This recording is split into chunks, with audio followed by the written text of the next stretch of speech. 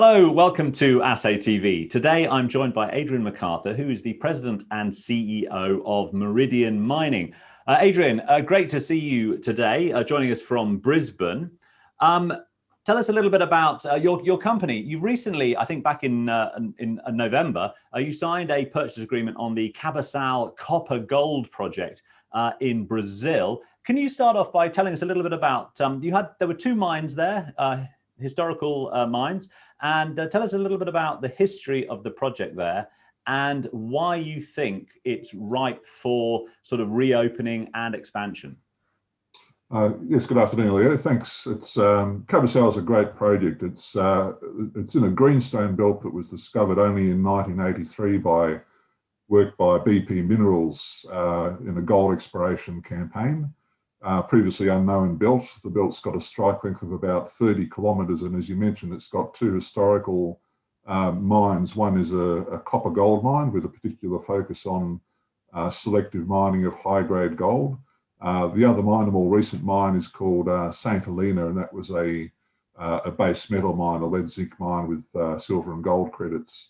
What's particularly interesting about the Cabasal project is that the historical mine was opened, the Cabasal mine was opened by BP, later taken over by RTZ.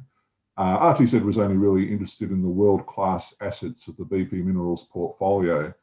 The mine only operated at a relatively small scale. It produced about 1 million tonnes of high-grade ore. But what exists at Cabasal is a much broader envelope of stockwork, stringer, disseminated copper gold mineralisation. And at the time, BP and RTZ weren't interested in that broader halo, and that really represents a great opportunity to revisit and evaluate from the perspective of open pit mining. Over 400 drill holes were drilled into the Cabasal deposit, and one of our main objectives this year is to conduct a program of validation drilling, infill drilling, and convert that to a modern 43-101 resource with a objective particularly at looking at the open pit development potential. But also it's a mine that's open at depth, it's open to down plunge, the high grade mineralisation. There's some spectacular intersections over 15 metres at 5-6% copper, 2-3 grams gold. The other thing is that BP Minerals, RTZ, they were only really set up to process the gold. The copper rich intersections at Cabasal were left undeveloped. So there's a great volume of mineralisation left in the ground, an historical resource of 22 million tonnes at 0.6 grams per tonne gold, 0.6% copper. We'll be looking to convert that in the coming year with an infill program. In addition, there's an excellent array of exploration targets. The belt really hasn't been aggressively explored since the original discovery phase. It's been held by a private group. We've, as you say, signed an option deal with that group, and our objective is to take that forward with a modern campaign of geophysical and geochemical exploration. Fantastic. And how is the option agreement structured?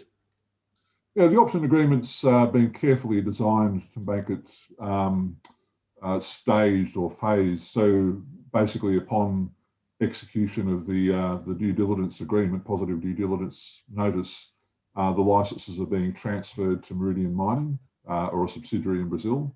That gives us 100% control of the camp in terms of executing programs and taking it forwards.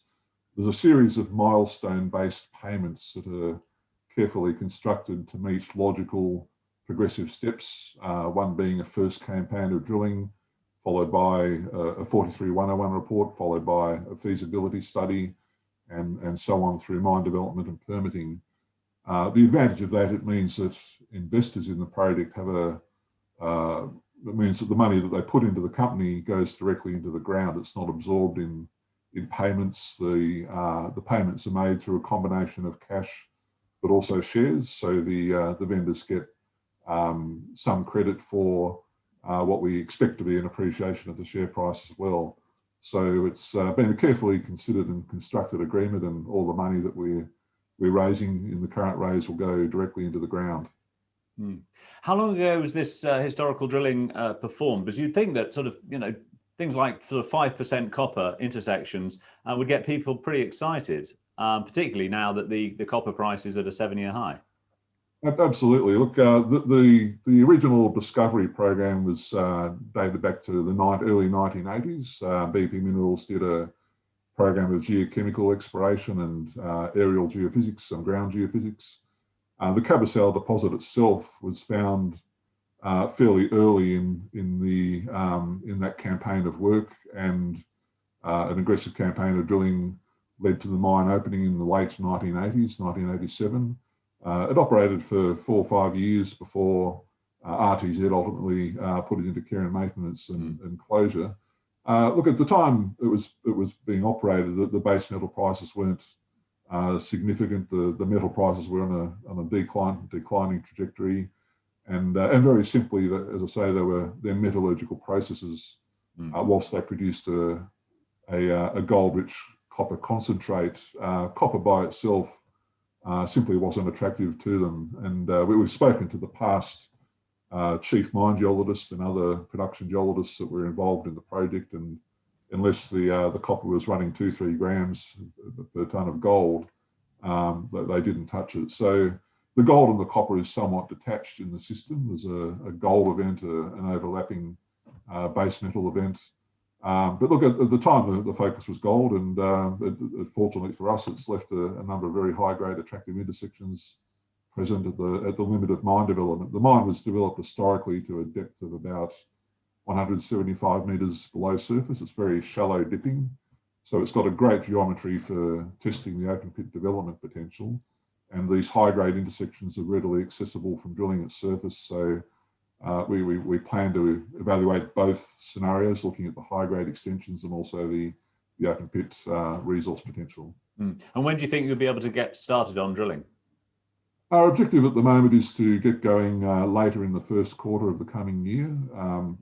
Having just acquired the project, there's a number of steps just to get set up logistically. We have a base in Brazil with staff in the state to the north in Rondônia. This project is in the state of Mato Grosso. It's very well served by infrastructure. There are a number of established towns and roads nearby.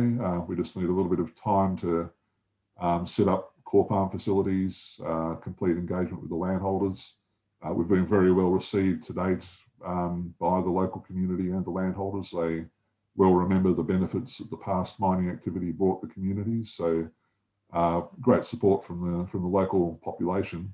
But look, our plan is to set up probably in around March. We expect to kick off, if not a little bit earlier. And you've got a lot of sort of Brazilian expertise on your team, I think. You yourself, you've been in working in Brazil for 6 years, is it? That's right. I started in Brazil in 2014. The company had a history originally in exploring and evaluating manganese projects in Rondônia. And up until last year, we were a producer of a high-grade premium manganese product. But really for us, the future is more on copper and gold. We're currently exploring copper-gold mineralisation in Rondônia. We have a number of satellite projects there. But look, yeah, the company and the team has been established over a 6-year period and has some very specific skills. And amongst other things, the team has retained in-house environmental skills, legal skills, permitting skills. We've developed and rehabilitated operations through the manganese project in Rondônia.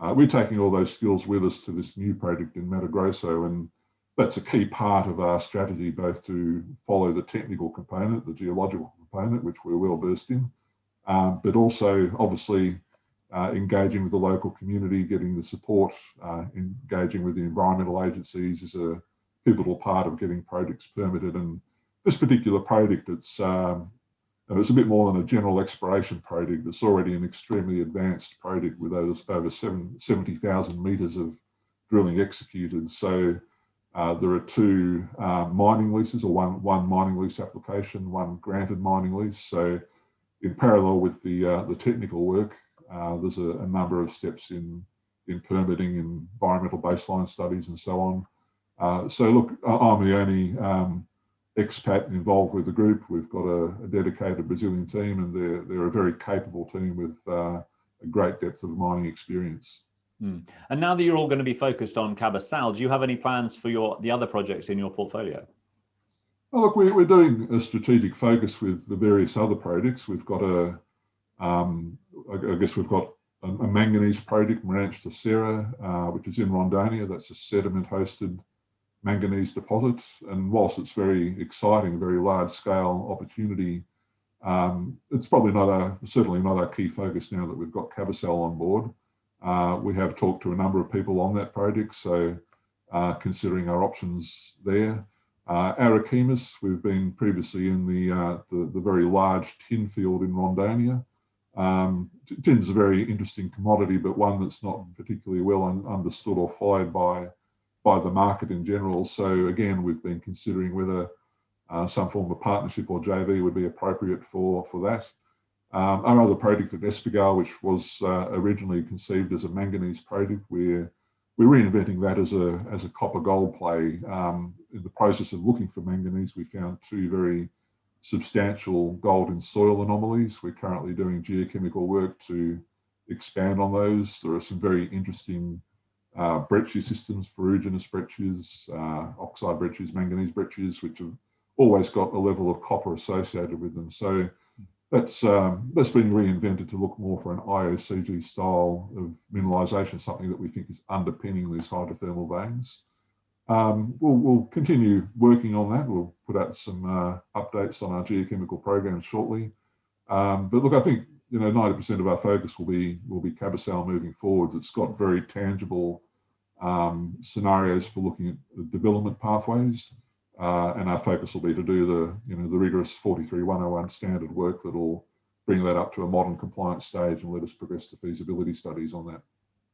In terms of scale, I mean, how does it compare with some other VMS deposits around the world that our viewers may have heard of?